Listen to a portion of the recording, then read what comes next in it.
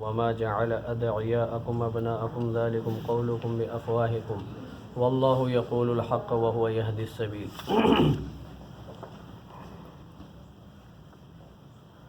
اس صورت کے شروع کے اندر اللہ تبارک و تعالی نے نبی رحمت صلی اللہ علیہ وسلم کو کافرین اور منافقین کی اطاعت کرنے سے منع فرمایا تھا کہ آپ منافقوں کی اور کافروں کی اطاعت نہ کریں۔ اس کی تفصیل میں نے کل آپ حضرات کے سامنے رکھی تھی۔ فرمایا کہ اللہ تبارک و تعالی عالم بھی ہیں اور حکمت والے بھی ہیں۔ آپ کی طرف جو وحی کی جاتی ہے آپ اس کا اتباع کریں اور اللہ کی ذات پر بھروسہ رکھیں۔ اللہ تبارک و تعالی ہی کارساز و مددگار اور کافی ہے اللہ تبارک۔ اب آج کے جو درس ہے اس کے اندر اللہ تبارک و تعالی نے 3 مسائل کو بیان کیا ہے جو زمانے جاہلیت کے اندر لوگوں کے اندر رائج تھے۔ ان میں ایک مسئلہ یہ تھا، جیسے ترمذی شریف کی روایت کے اندر موجود ہے کہ ایک مرتبہ حضور علیہ الصلوۃ والسلام نماز پڑھ رہے تھے، نماز کے دوران آپ کو ساؤ ہو گیا تو منافقین نے کہا کہ جی محمد صلی اللہ علیہ وسلم کے 2 دل ہیں، اس کے سینے میں 2 دل ہیں، ایک دل ہمارے لیے اور ایک دل مسلمانوں کے لیے، ٹھیک ہے۔ اور اسی طرح زمانے جاہلیت کے اندر ذہین فتین اور بات کو سمجھنے والا شخص جو بات کی تہہ کو پہنچنے والا ہو، سمجھدار آدمی، اس کے لیے بھی لوگوں کے اندر یہ مشہور تھا کہ اس کے سینے میں 2 دل ہیں۔ تو اللہ تبارک و تعالی نے اس بات کا رد فرمایا کہ ما جعل اللہ لرجل من قلبین فی جوفی، نہیں بنایا اللہ تبارک و تعالی نے کسی آدمی کے سینے کے اندر 2 دل۔ اب یہ ایک پروپیگنڈا انہوں نے کیا ہوا تھا، ایک غلط رسم ان کے اندر جاری تھی، تو اللہ تبارک و تعالی نے اس کا رد کر دیا۔ انسانی جسم کے اندر بعض اعضاء ایسے ہیں جو اپنا ثانی نہیں رکھتے، پسند نہیں کرتے۔ آنکھیں 2 ہیں نا، تو تیسری آنکھ والا آدمی بھی آپ نے دیکھا ہوگا جس کی 3 آنکھیں ہوں، دیکھا ہوگا۔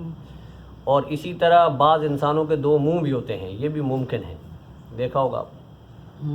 بعض آدمیوں کے جو ہے نا ہاتھ کی انگلیاں جو ہے 5 کے بجائے 6 7 8 ہوتی ہیں، یہ بھی ممکن ہے، ٹھیک ہے نا جی۔ اور اسی طرح جو ہے ناک بعض آدمیوں کے 2 بھی ہو سکتے ہیں، کان جو ہے 2 کے بجائے 4 بھی ہو سکتے ہیں، لیکن اللہ تبارک و تعالی نے کسی آدمی کے سینے کے اندر 2 دل نہیں رکھے، دل ایک ہی ہے۔ بادشاہ ہے اور یہ اپنی جو ہے حکومت میں کسی دوسرے کی بادشاہی کو برداشت نہیں کرتا۔ جہاں اللہ تبارک و تعالیٰ یہ رسم بد کو اللہ تبارک و تعالیٰ اس کو مٹانا چاہ رہے ہیں، وہیں اللہ تبارک و تعالیٰ اشارتاً اپنی توحید کو بھی سمجھانا چاہ رہے ہیں کہ جب اللہ تبارک و تعالیٰ نے انسان کی جو چھوٹی سی جو کائنات ہے نا جسم کی، اس کے اندر 2 دل نہیں رکھے، تو اتنی بڑی کائنات جو اللہ کی ہے نا، اس کے اندر بھی اللہ تبارک و تعالیٰ نے اپنا ثانی کوئی نہیں رکھا، اللہ کے ساتھ کوئی شریک بھی نہیں ہے۔ بالفرض و محال اگر تسلیم کر لیا جائے کہ جی ایک آدمی کے سینے کے اندر 2 دل ہیں، تو انسان کے جسم کی یہ کائنات جو ہے نا تتر بتر ہو جائے گی، تباہ و برباد ہو جائے گی، ختم ہو جائے گی۔ کیوں؟ وجہ، اب انسان کا ایک دل چاہے گا نماز کے لیے جاؤ، دوسرا دل کہے گا نماز نہیں پڑھو، ایک دل کہے گا بازار جاؤ، دوسرا دل کہے گا مسجد جاؤ، ایک دل کہے گا ذکر کرو، دوسرا دل کہے گا گانے گاؤ، ٹھیک ہے۔ تو انسان کے اس چھوٹے سے جسم کے اندر جو ہے ایک فساد برپا ہو جائے گا، 2 دل آپس میں ٹکرا جائیں گے، ٹھیک ہے نا جی۔ تو یہ انسان یعنی کہ یوں سمجھے کہ اس کی کائنات، جسم کی کائنات درم برم ہو جائے گی۔ اب ایک دل کہے گا یہ کرو، ایک دل کہے گا وہ کرو، تو کس کو کرے گا ایک انسان؟ جسم ایک رکھ رہا ہے، دل 2 ہیں، تو ایک جسم کے ساتھ بیک وقت 2 کام ہو سکتے ہیں؟ ممکن نہیں ہے۔ تو اس لیے اللہ تبارک و تعالیٰ نے دل بھی ایک ہی رکھا۔ فرمایا کہ اسی طرح کائنات کے اندر اللہ تبارک و تعالیٰ کی ذات بھی اکیلی ہے۔ اگر 2 خدا تسلیم کر لیے جائیں، مان لیے جائیں بالفرض و محال، ممکن نہیں لیکن اگر تسلیم کر بھی لیے جائیں تو نتیجہ لو کان فیہما آلہۃ الا اللہ لفسدتا، یہ کائنات کا نظام درم برم ہو جائے گا۔ ٹھیک ہے نا جی. وجہ یہ ہے ایک خدا، یا تو دونوں خداؤں کو ہمیں مساوی ماننا پڑے گا کہ دونوں برابر ہیں، ٹھیک ہے نا جی. یا تو پھر یہ ماننا پڑے گا کہ ایک خدا اپنی طاقت میں اپنی قدرت میں کم ہے اور ایک خدا زیادہ ہے. جو خدا اپنی قدرت میں اپنی طاقت میں کم ہے وہ خدا نہ رہا، کمزور ہو گیا، مغلوب ہو گیا. تو جو غالب ہے، جو قدرت والا ہے، جو طاقت والا ہے، وہی خدا رہا. اب اگر یہ دونوں کو ہم مساوی مانیں کہ نہیں جی دونوں ہم پلہ ہیں، بالکل برابر ہے، برابر سرابر ہے، دو خدا بالکل برابر ہیں، انجام ایک خدا کہے گا میں نے حسن آباد پہ بارش کرنی ہے، دوسرا خدا کہے گا میں نے نہیں کرنی، ٹھیک ہے. اب ان دونوں خداؤں کا آپس میں ٹکراؤ ہوگا. اب جو خدا غالب آ گیا وہی خدا رہے گا، جو مغلوب ہو گیا وہ خدا نہیں، ٹھیک ہے نا جی. ایک خدا کہے گا میں نے فلاں بندے کو مارنا ہے، دوسرے کہے گا جی میں نہیں مارنا. ایک خدا کہے گا میں نے فلاں کو عزت دینی ہے، دوسرا کہے گا میں نے اس کو ذلت کرنا، ذلیل کرنا ہے. تو یہ جب نہیں ہوگا تو ظاہر بات ہے لا محالہ تسلیم کرنا پڑے گا کہ اس کائنات میں خدا، ٹھیک ہے نا جی. تو جس طرح انسان کا سینہ، انسان کا جسم، انسان کی باڈی دو دلوں کو تسلیم نہیں کرتی، اس طرح یہ کائنات بھی دو خداؤں کو نہیں مانتی. یہ ٹھیک ہے نا جی. منطقی اللہ تبارک و تعالیٰ انداز میں ہمیں سمجھا دیا اپنی توحید کہ جس طرح تمہارے سینے میں نا دو دل نہیں ہیں، اسی طرح اس کائنات میں دو خدا نہیں، دو الہ نہیں، دو معبود نہیں، معبود برحق صرف اکیلا تنہا. قل هو اللہ احد اللہ الصمد لم یلد ولم یولد ولم یکن له کفوا احد. دوسرا مسئلہ فرمایا کہ وما جعل ازواجکم اللائی تظاہرون منہن امہاتکم. زمانہ جاہلیت کے اندر لوگوں کے اندر ایک اور گندی رسم یہ موجود تھی، باطل قسم کی بات تھی، یہ ان کے اندر موجود تھی، رائج تھی. اگر کسی شخص نے اپنی بیوی کو کہہ دیا کہ تو میری ماں کی پیٹھ کی طرح ہے، تو میری ماں کے پیٹ کی طرح ہے، تو میری ماں کی ران کی طرح ہے، اس کو ان کی زبان میں زہار کہا جاتا ہے. اس کے مستقل مسائل، اس کی تفصیل سورۃ المجادلہ کے اندر موجود ہے، انشاءاللہ زندگی نے وفا کی تو وہیں تفصیل کریں گے. زہار کا مطلب یہ ہے کہ اپنی ماں کے ان اعضائے مستورہ کے ساتھ بیوی کو تشبیہ دے دے جن اعضاء کو دیکھنا جائز نہ ہو، پیٹ، ران، پیٹھ، ٹھیک ہے نا جی. یہ اعضائے مستورہ ہیں، ان کے ساتھ تشبیہ دے دی. تو اس زمانے کے اندر، زمانے جاہلیت کے اندر یہ بات رائج تھی کہ کسی نے اگر اپنی بیوی کو ایسا کہہ دیا کہ تو میری ماں کی پیٹھ کی طرح ہے، تو میری ماں کے پیٹ کی طرح ہے، تو میری ماں کی ران کی طرح ہے، تو وہ ہمیشہ کے لیے اس کے لیے حرام ہو جاتی ہے، ٹھیک ہے نا جی. تو اللہ تبارک و تعالیٰ نے اس کا پھر مستقل، اللہ کریم نے اس کی تفصیل بتائی سورہ مجادلہ میں. فرمایا کہ یہ جو بات تم کہتے ہو نا، یہ بات بہت بڑے گناہ کی بات ہے، گناہ کیا تم نے، لیکن اس سے تمہاری بیوی جو ہے نا وہ نکاح سے نہیں نکلے گی، تمہیں کفارہ ادا کرنا پڑے گا. اب اس زہار کا کفارہ کیا ہے تو اس کی تفصیل بھی سورہ مجادلہ میں ہے. فرمایا کہ زہار کا کفارہ یہ ہے کہ ایک غلام کو آزاد کرے، یا جو ہے 2 مہینے لگاتار متواتر روزے رکھے، یا پھر 60 مسکینوں کو کھانا کھلائے. ان 3 آپشنوں میں سے ایک آپشن کو اختیار کرے.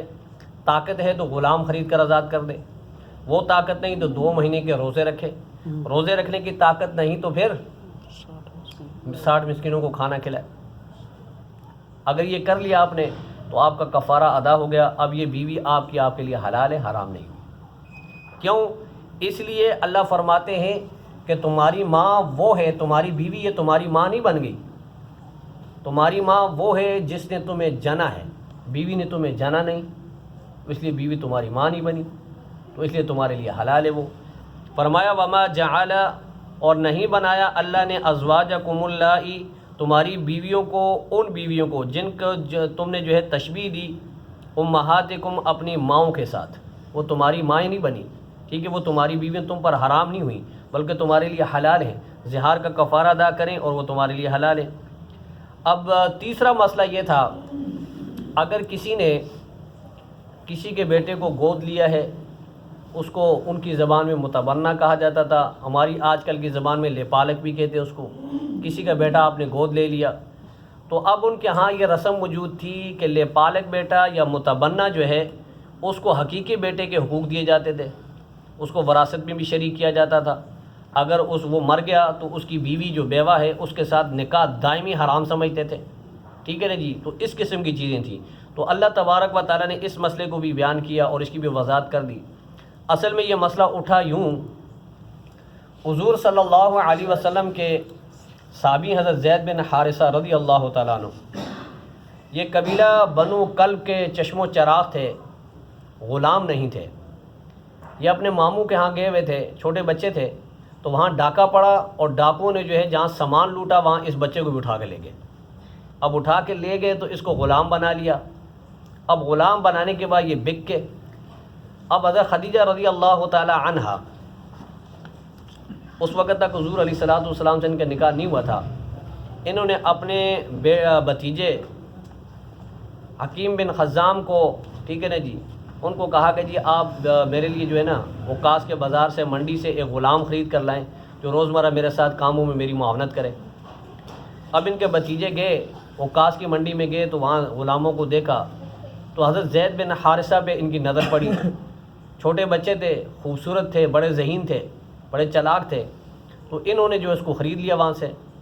اب انہوں نے خریدا، حضرت خدیجہ رضی اللہ تعالیٰ عنہ کو لا کر دیا، اور پھر حضور علیہ الصلوۃ والسلام کے ساتھ جب حضرت خدیجہ کا نکاح ہوا تو آپ علیہ الصلوۃ والسلام نے حضرت خدیجہ سے عرض کی کہ یہ آپ مجھے دے دیں، ہبہ کر دیں، تو انہوں نے حضور علیہ الصلوۃ والسلام کو دے دیا۔ حضرت زید حضور صلی اللہ علیہ وسلم کے پاس آ گئے۔ اب اس وقت حضور علیہ الصلوۃ والسلام کو نبوت بھی مل چکی تھی۔ اب یہ ایک مرتبہ شام کی طرف تجارتی سفر پر گئے، اب وہاں جب منڈی میں پہنچے تو اس کے چچا اور والد نے ان کو پہچان لیا، ٹھیک ہے نا جی، یہ ہمارا وہی کھویا وہ بچہ ہے، ٹھیک ہے، اب جوان ہو گیا لیکن انہوں نے پہچان لیا۔ تو انہوں نے بہرحال انہوں نے پورا ان کو پتہ چلا کہ یہ قریش میں کسی خاندان میں جو غلام بنا ہوا ہے۔ تو پھر اس کے بعد اس کا چاچا اور اس کا باپ جو ہے وہاں سے آئے اور حضور علیہ الصلوۃ والسلام کے پاس پہنچے۔ تو حضرت زید بن حارثہ کو یہ بھی سعادت حاصل ہے کہ غلاموں میں سب سے پہلے ایمان لانے والے بھی یہی ہیں۔ تو حضرت زید بن حارثہ رضی اللہ تعالیٰ عنہ حضور علیہ الصلوۃ والسلام کے پاس تھے۔ اب ان کے چاچا اور والد صاحب آئے اور آ کر کہا کہ جی یہ ہمارا بچہ ہے، یہ غلام نہیں ہے، بس کسی حوادث کی وجہ سے یہ جو غلامی کی زندگی گزار رہا ہے، ہم بڑے جو ہے سرمایہ دار لوگ ہیں، مالدار لوگ ہیں، ہمارا بڑا قبیلہ خاندان ہے، بنو کلب کے لوگ تھے یہ۔ تو کہا کہ آپ جتنا بھی تاوان چاہتے ہیں ہم آپ کو ادا کرتے ہیں، آپ اس بچے کو ہمیں دے دیں واپس۔ حضور علیہ الصلوۃ والسلام نے فرمایا کہ بھائی میں بچے پہ سختی نہیں کروں گا، اگر وہ خوشی سے آپ کے ساتھ جانا چاہے تو میں قطعاً روکوں گا بھی نہیں۔ حضرت زید کو بلایا اور کہا کہ بھائی آپ ہمارے ساتھ جاؤ، ٹھیک ہے، باپ کو بھی پہچان لیا، چچا کو بھی پہچان لیا۔ تو انہوں نے کہا کہ جی میں اپنے خاندان کے اندر رہ کر اپنی آزادی جو ہے نا، مجھے وہاں جو آزادی ملے گی، عیاشی ملے گی، جو مجھے وہاں پہ تعیش پرستی والی زندگی ملے گی، میں اس غلامی کو جو ہے نا اس پر ترجیح دیتا ہوں۔ مجھے حضور کی غلامی پسند ہے، میں آپ سسوں کو چھوڑ کے نہیں جاؤں گا۔ تو وہیں پہ حضور علیہ الصلوۃ والسلام نے ان کا ہاتھ پکڑا اور اعلان کیا کہ آج کے بعد زید جو ہے میرا بیٹا ہے، زید میرا کیا ہے؟ بیٹا ہے۔ تو اس کے والد اور چچا بھی بڑے خوش ہو گئے کہ چلو جی غلامی سے تو آزاد ہو گیا۔ تو پھر انہوں نے خوشی سے حضور علیہ الصلوۃ والسلام کے پاس چھوڑ دیا، وہ چلے گئے۔ اب بعد میں حضور علیہ الصلوۃ والسلام نے ان کا نکاح اپنی پھوپھی کی بیٹی زینب سے کیا۔ اب ان کے آپس میں کوئی نباہ نہیں ہوا تو حضرت زید نے ان کو طلاق دے دی۔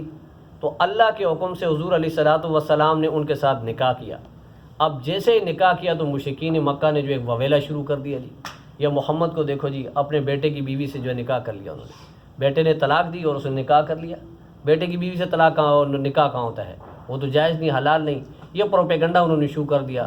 تو اللہ تبارک و تعالیٰ نے فرمایا کہ وَمَا جَعَلَ أَدْعِيَاءَكُمْ أَبْنَاءَكُمْ، تمہارے وہ متبنہ جو بچے ہیں نا، اولاد ابناءکم، ٹھیک ہے، جن کو تم نے اولاد بنایا ہوا ہے، وہ تمہاری اولاد نہیں ہے۔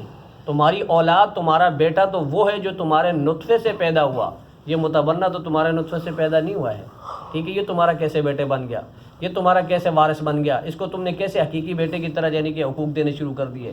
ہاں البتہ اگر کوئی شخص اپنی زندگی کے اندر 1/3 مال میں سے وصیت کرے تو یہ ایسے آدمی کو مل سکتی ہے، لیکن پھر بھی جو ہے نا علماء نے لکھا ہے کہ مناسب نہیں کہ اس کو اس طرح کی وصیت کی جائے تاکہ اس رسم کو ہمیشہ کے لیے ختم کر دیا جائے۔ آج ہمارے معاشرے کے اندر بھی یہ چیز رائج ہے، آپ نے دیکھا ہوگا۔ اب اس میں بیٹا کہنے کی دو وجوہات ہیں۔ ایک وجہ تو یہ ہے جو روزمرہ ہم کہتے ہیں، ہمارے ہاں ہوتا ہے، عرف عام میں ہوتا ہے کہ کوئی چھوٹا ہے تو اس کو ہم شفقت سے پیار سے کہتے ہیں بیٹا تھوڑا سائڈ پہ ہو جاؤ، ٹھیک ہے نا جی۔ تو یہ تو کہنا بالکل جائز ہے، اس میں کوئی قباحت نہیں ہے، لیکن علماء فرماتے ہیں کہ اس سے بھی احتراز کریں تو زیادہ بہتر ہے کہ قرآن میں اللہ نے کہا ہے۔